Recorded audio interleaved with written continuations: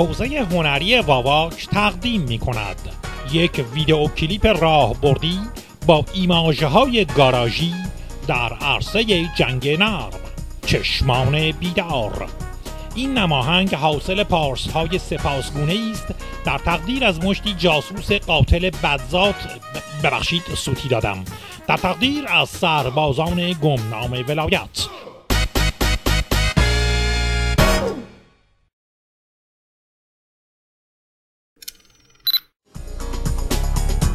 در ابتدا ما با دو شخصیت منفی آشنا می شویم که همچی ژنتیک یه جورایی تیپیک دشمن نظامن، با ویژگی های ضد ولایت فقیه، یعنی موهای رنگ کرده، کت و شلوار و کراوات، چشمهای آبی و از همه مهمتر صورتی که مورچه روش بکساوات میکنه.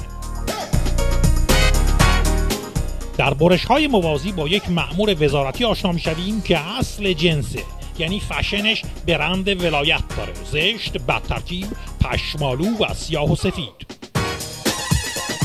آدم بدای ویدئو کلیپ که داد میزنه همه‌شون وابسته به بیگانگان هستند، طرح خود را با استفاده از ابزار خطرناکی مثل تلفن عمومی و دیسک قلمی اجرا میکنند.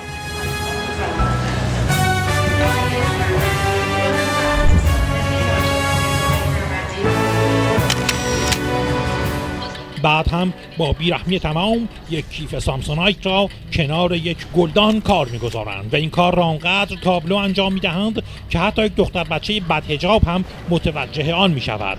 دیرین مأمور اطلاعات که خدای تسلطه از قبل کل صحنه را کارگردانی کرده و قبل از اینکه بیشتر از این صحنه دراماتیک شود سر میرسد و به سبک اسپایدرمن کل این ماجرای مصنوعی را لقمه چپ می کند. تازه هیچ کس به جز کارگردان کلیپ بوی از توطئه نمی برد. مصلحی یزید تو.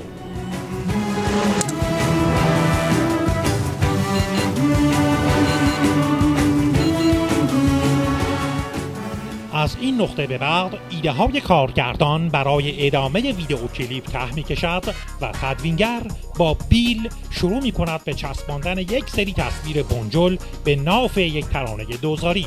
تصویر قاتلای واواک با ماسک های تروریستی روی گلو پاره کردن یک خواننده دور قابچین. کوهید و سربلند، نخلید و استوار، سرزنده مثل رود، سرسبز چون بهار، سرسبز چون بهار. در این کلیپ همچنین در میابیم که هر آدم خارجی که پشت کامپیوتر نشسته در حال نبرد با نظام است، ولی این را بجز وزارت اطلاعات هیچ کس نمیداند. چهره ها چه آرام، سینه ها چه پرجوش، در نبرد پنهان، در نبرد خاموش. گفتنی است که ترجیبند ترانه از روی این ترانه رولینگ استونز اقتباس شده که میگوید چهره ها چه خفن، صورت ها چه پرجوش، توی بیت عظما. اینجا مکس میکنیم تا هم خواننده نفس بگیرد و هم شنونده دلش برای آهنگ تنگ شود و بعد ادامه میدهیم دنبال سوراخ موش. ببخشید هیچ هم خنده نداشت.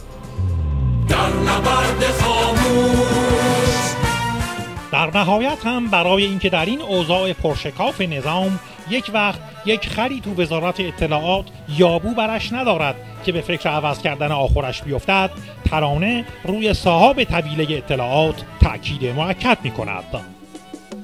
دست امامتان آیین رحمت است، خورشید راهتان مهر ولایت است، مهر ولایت است. از این کلیپ این نتیجه گرفته می شود که واژه‌هایی مثل کشتن با سیم مفتول، کاردی کردن، قتلای زنجیره‌ای، آرسنیک، جاسوسی و غیره که ویژگی‌های برجسته وزارت اطلاعات است، چیزهای خوبی هستند که برای حفظ نظام لازمند.